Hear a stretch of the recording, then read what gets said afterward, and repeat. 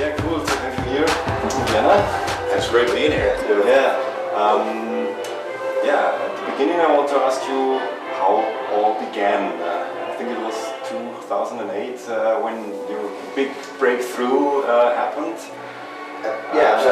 Maybe the story before, you are brothers, so I think you have a long story. Pretty long. Yeah, they know each other all I've known this guy pretty much. All his life. Yeah, exactly. Yeah, well, obviously since we're brothers, we started making music like pretty much many years before the album came, but I would say like back in, we did like some kind of demo EP in 2004, which was called Planet Jorden, Planet Earth, which was more like acoustic hip hop, mainly with guitar and djembe and some harmonica. And we did a couple of shows with that, and at the same time we met Joachim through a common friend of ours, a DJ. Joachim was playing saxophone with a DJ up in like Piteå or Luleå. So you're all in the same village you grew up? We're from Luleå and he's from Piteå, which are the two big cities in Norrbotten, basically. Which means it's really small cities, actually. Exactly. About 50 kilometers away.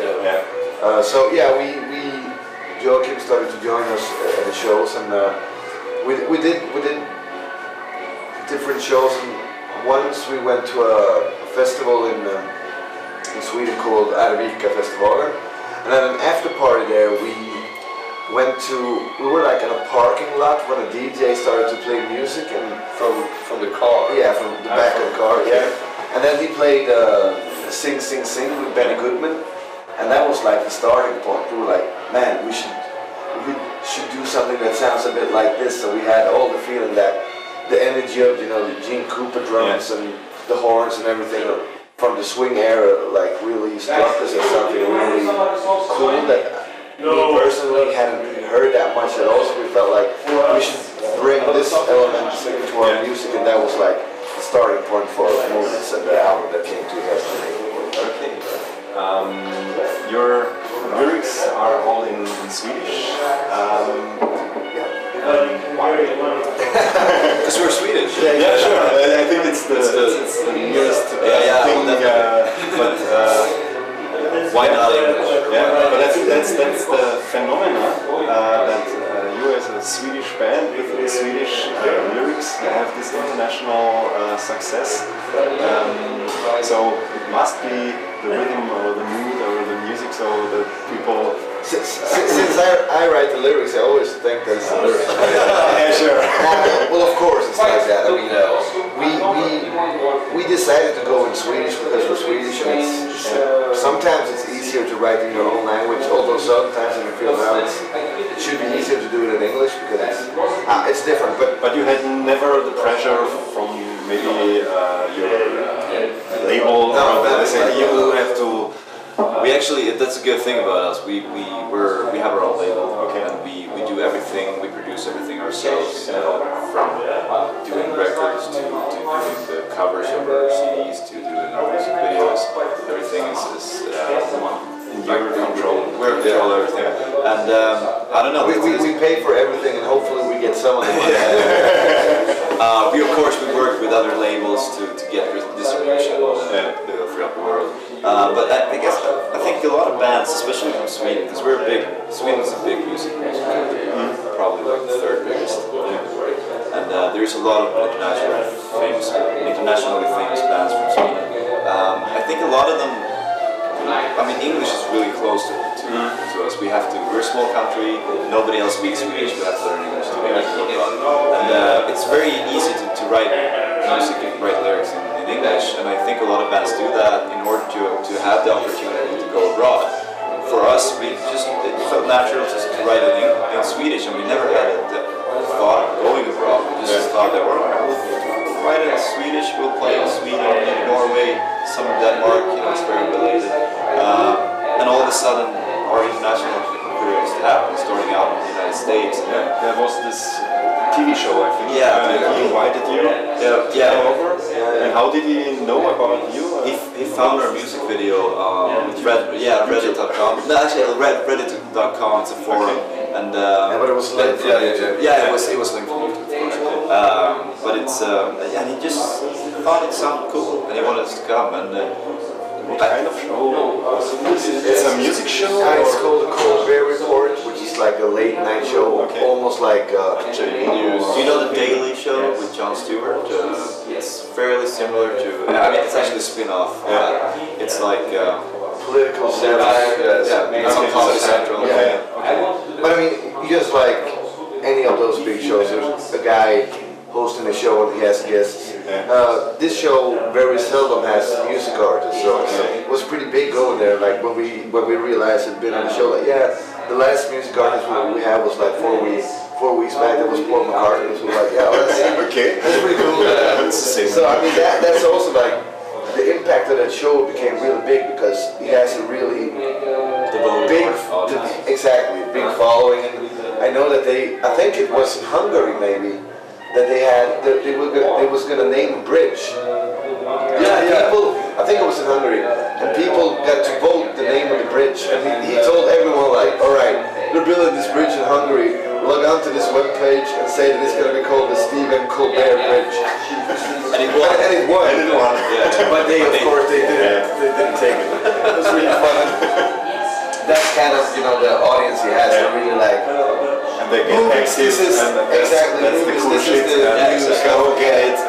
Exactly. I think like compared to like for us going on maybe this David Letterman show or something that might have been really good, but I don't think we could compare it to going on Colbert Report because it's got such a devoted audience. And after that, I mean our record went up to #1 on iTunes Hip Hop in the United States on Swedish. It's sung in Swedish, and it's after that he asked us why not change it to English and what to happen in international career. I mean we ended up. I mean some people have changed from Swedish or whatever to English in order to go abroad. We were already abroad. I mean we're out there playing with Swedish, so why change? And I mean it's something that I think of sometimes, like maybe we should do this in English. But at the same time, as I would like to try it, it would be nice, but I don't feel maybe that comfortable doing it. And at the same time, if you decide to all of a sudden start rapping in English, there's pretty many good rappers that does it in English. It's like opening the Pandora's box. It's like, okay. And as you said, the fun thing about like the first United States shows that we had, I felt like we talked to everyone at the venue after the shows, and they were like, this is good, but this is whatever. And they were like, some guy came forward and said, you should do this in English before someone steals your sound and makes it big. And then 10 people came out, no, you can't change, it's going to ruin everything. But I guess once again, like, even when it comes to hip hop, no matter if you know the artist or not, hip hop lyrics are pretty hard to understand live. It's pretty like fast, and often in clubs it's hard to. I mean, I know many lyrics from artists, but if I don't know the word, it's not like I'm hearing them crystal clear. So I think, of course, the key to our success, I don't know, is that we somehow find a different style of music that no one else really does, because if we would have sounded like the Swedish version of this or the Swedish version of that, we never been that satisfied. Okay, that brings me to the next question about the way of production. Because you're 3 people, yes, and when I listen to the records, I hear a brass section, I hear accordion, harmonica, and everything is there. Double bass and drum set with brushes and so on. How do you make it? I don't know. I think we have a pretty like clear vision when we do like songs, or when we're like getting close to ready.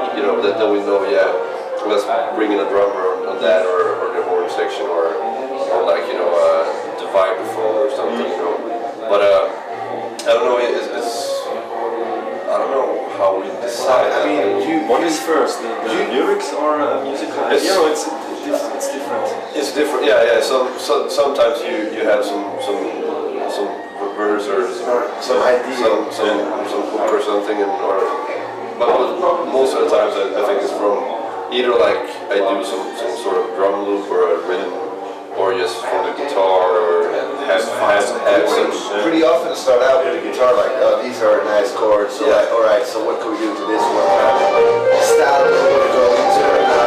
Yes, in terms of main producers, always he's living in Luleå, but me and Joakim lives in Stockholm right now because we're the only ones that flies. Can't fly on children's tickets anymore. Exactly. And he has the gold card. Yes, for children. Finally! Gold, No, not for children. For the golden plated. I Now, but the thing is, like, we play so much, so we discuss pretty often what we want to do, and then when you go home, you might start up some new idea for a song or the other way around. But often you send me like, oh, this is a drum loop. What do you think of this? I'm like, yeah, it's a bit too fast or a bit too slow, and I don't like the chorus or whatever. But then we try to like figure out all over Skype. Yeah, All over Skype. I mean, now So you also play the loops or the sound? No, but I mean, so Then you send it. when we're out playing, we can make some like real like skeleton of it, and then I go home and like record drums and do it. Can you play it all yourself? I play a lot, but I mean I cut it up in the computer and like so you play guitar and some bass. Yeah, exactly. But I mean and some drums as well. But I chopped it up and make it. But the main part is not taken. Exactly. But the main part is that we never use samples, and that's the way it starts out, and then we get an idea. Johan starts writing lyrics. I start thinking about horn parts, and then we try to. I mean, horn and lyrics are the ones that we need to like. Yeah, exactly. They have to work together. So they have to be written. Sorry, pretty much at the same time together. Or work with this, can you work with that? And then we keep like we have a lot of friends. We were fortunate to work with to know a big band up in Luleå. So we can really easily just get more horns that come in and record. Like the last demo we did was pretty much, as we said now, like we build it all ourselves, and then like, okay, is this song gonna fly or not? So when we decide to do it, we know what we want, and then like, okay, so this last album we had it produced like 85%, all the lyrics were written, and everything was almost there. And then like, all right, these are the 12, 13 songs we're gonna do. So now we know what the horn parts we need. We know what. So let's call the guy that plays the trumpet. Let's call the vibraphone guy, and then we did it in like a month. Replace the MIDI keyboard with the real ones, and replace the MIDI horns with the real ones. Arrangement with MIDI sounds, so you can give the instrumentalist usually the score. It's more of a creative process in the studio. Okay, when they are there, the musicians. We bring it to the studio. And like the way we work now, like with the horn parts, me and Anders were in the studio. We took in a trumpet player from this local big band, and I was standing in the room with him, and just like we were talking like, all right, this is what we want. Maybe years ago, a bit terms that I can't understand. So it's like you can take it. And Anders would be like, yeah, you need to like, I want to have this and this and that. We're working together in the studio. I mean, it's more like that, and having a creative process in the studio instead of just giving a sheet of paper. Absolutely. But I mean, when it comes to like pianos and such, often good songs come about that you have to get down your ID fast. Like, right, this is something I have. I just need to bring the laptop and play it on the laptop, and then you have that like, this sounds good, but with a real piano, this is going to sound really cool. So you just have to. But I mean, like all exactly. All like pianos and upright basses and stuff is just plugins. When we do the songs, and then it's like, as I said, if we're going to do the whole song, so everything is a really real instrument. Then we record it for real songs. So that's but that for me that makes a real big difference in the sound. I think the only artificial sounds are sometimes the drum sound. So that's like when I produce drum tracks.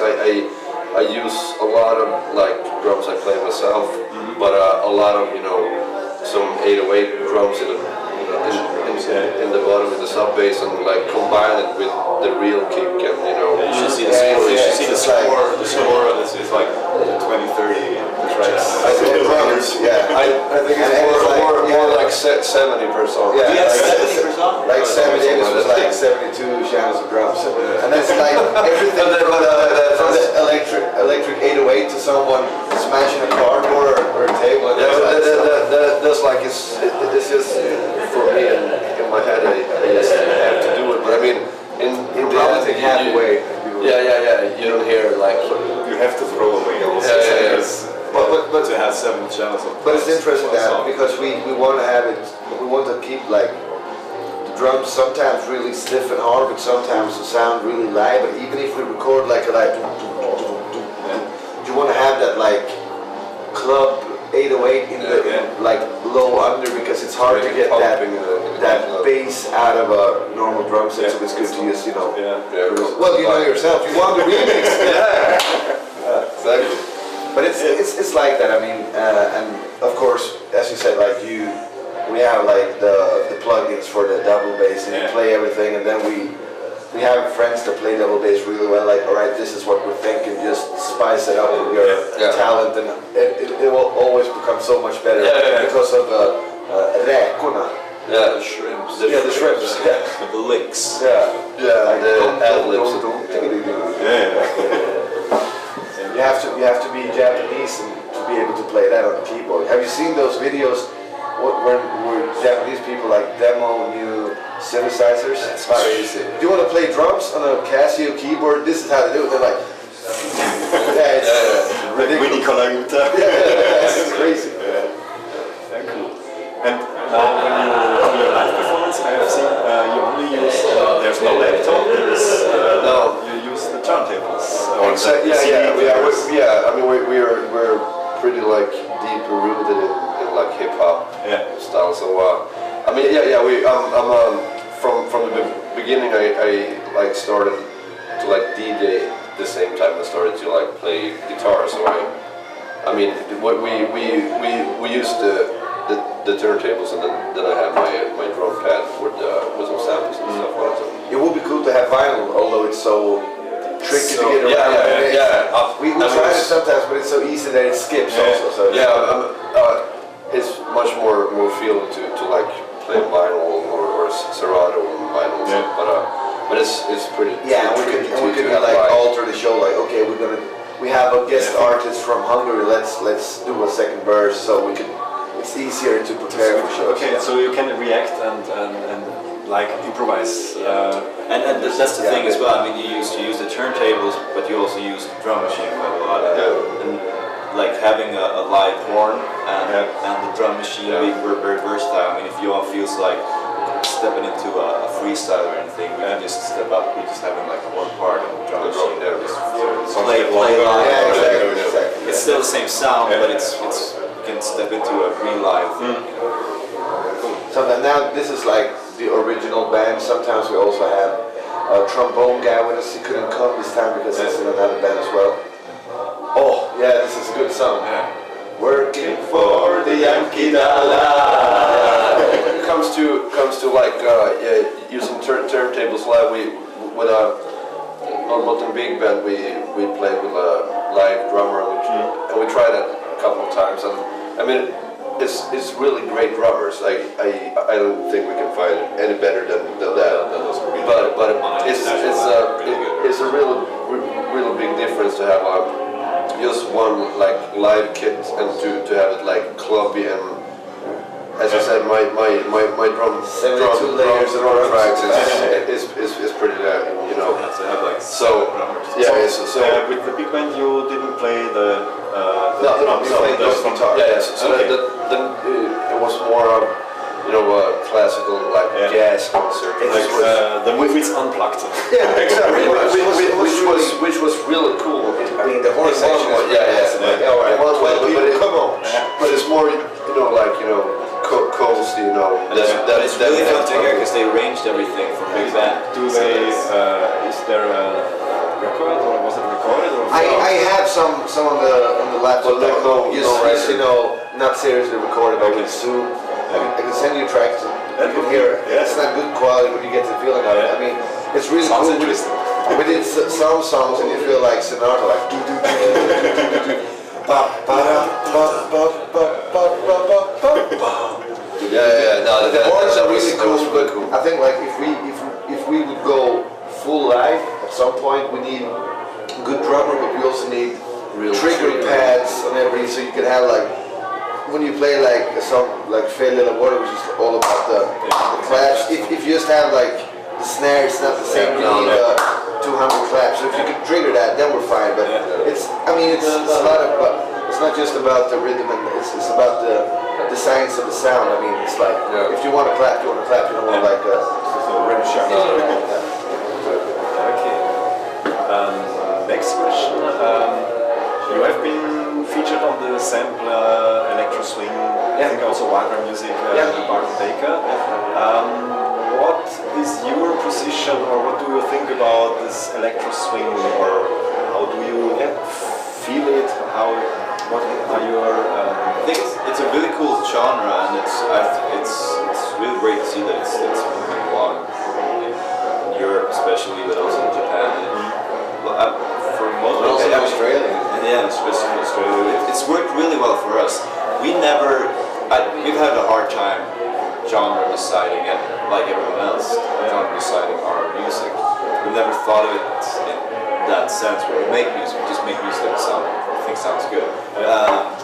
But of course, it's great to be a part of a scene. I don't think we have one foot too many in hip hop to be just like Electro Swing. I think we're not really like the Electro Swing, but we can definitely see the resemblance to our music in that. I mean, half of the songs are pretty like swingy. So yeah, definitely. But it's worked really well for. I mean, it's given us great opportunities to go play in England. Through these compilations, we landed a record even in Japan with the airplane. So it's worked really well for us, and we like the community. Exactly, like coming from Sweden, all this doing it in Swedish, and all of a sudden you're some kind of one of the names in a like emerging movement. That's like coming up. Like okay, so we have these bands that are out playing like Electro Swing. We're always like in the discussion for like these couple of bands that do it, and that's been like a huge, not a free ticket, but I mean it's of course easier that they could like label us with something instead of that we have to explain in Swedish over the phone, like what are you guys doing, like listen to this Electro Swing guys, they know what they're talking about. So it felt great, and we also did this pretty huge thing along with in the BBC in the BBC Radio 1. It was Swing Zoo. It was DJ Switch. It was Made in Vale Studios in London, like an hour show. You had a live show in the radio. Yeah. I heard it on SoundCloud. Yeah. And I mean, it's a classic radio show. Yeah, when you saw the pictures of the ones that did it, like, alright, Coldplay did their show here. The Beatles was there. It was like on Rob the Banks radio show, so he's like really big into like dance music and stuff. So he did a Electro Swing. I mean, it's great. You know, everything you can do that gets your music out there is great. But it's also really, as Johan said, it's great to be a part of a movement as well. Even though like we never the first we heard of Electro Swing was when someone came up and said, we're doing an Electro Swing compilation, we want your music. And we were like, alright, what's Electro Swing? Are we Electro Swing? Yeah, sure. But it's you know, we never thought of it that way, but it's great to be a part of it, and it's great to, it's such like all the people we meet, even all the other people we meet around the world that deals with Electro Swing, they're just great people. So it's great. And it also gave us a chance, like we went to Japan, we went to Thailand, we went to Australia. The Australia shows was because the festival was arranged like electro, Balkan swing nights, and they were like, if you could come, you should come. And we're like, yeah. By the way, we're playing in like 20 minutes if it's 11, so we have to check out what time we're going. Yeah, Yeah. we should. I think. I hope I later. have so much material. Yeah. I mean, we can Do you have continue later. no more? Do you have any like really important questions that you think you missed out? Because I didn't prepare, I only prepared mentally. I have no list. I thought your questions were good so far. Yeah. Okay. Just throw me a really bad one. Okay. What is the point of styling with your music? Well, you use because your Yeah. videos are quite stylish. Yeah. And now you don't feel spoke- that stylish? Yeah, and normally I have also other clothes. No, I'm not born with this. Well, I mean, basically, we felt like going from a really like acoustic sound that we had before into this more like ballroom style. We wanted something, you know, if you're gonna go up and play music that's a bit ballroomy and you want people to dance, it's like you want to be dressed for the occasion, pretty much. Yeah. You're like, yeah, rat pack, it looks pretty sharp. Let's go somewhere around there because I read an interview with a Swedish artist and he said like going up on stage in t-shirt and jeans, that's insulting the public. So I feel like it depends on the music. Yeah, but of course. It's the same when I go with my swing band and we do the sound check. Nobody is dressed up. No. It's feeling completely different, and you don't play the sound right. I think. No. Well, of course. In the show, Yeah, the suits and everything is. It's like, could you sound check with your clothes on? It's like, no. I'm gonna sound check in my t-shirt and jeans. And it's the same thing in sports, you know. You go out, you do your warm up, and you have your slacks on. You know, you go out, and it's not really, but then you put on your game suit. It's game night, you know. Exactly. You're your A game, so that's the And same that's thing. also a good thing. There's two good things to it, apart from being awesomely stylish, which is of course that since we play much, it's pretty good to know what you're gonna wear every night. Like put on the uniform. That's good. And if you put it out, then you're a normal person again. Exactly, and that's also it's easy for the laundry. You know what you need and you know what you do not need. And at the same time, it's really fun. Like now, I'm like, all right, I'll be playing, but as soon as I get the bow tie on, it's like you get the feeling that, like, okay, it's showtime. And I think the third thing that's good about it, if you want to talk about, you know, having success or whatever, but it's always good, like all the hooks you can put out. Like, okay, we saw this Swedish band in Vienna. I don't know what they're called, but they had bow ties and glasses and suits. Like Recognize it. exactly. So maybe someone like it's Movits or we don't know, but it's easier than looking different all the time. So like, all right, put on the uniform. So now the big question is how's album number 3 uniform is going to look like? We don't know yet. Maybe we go batik. I can tell you that right now, that's not going to happen. Yes, thank you. Thank you very much. And I wish us all a brilliant night. Yeah. It will happen. Well, it's all up to ourselves. Yes.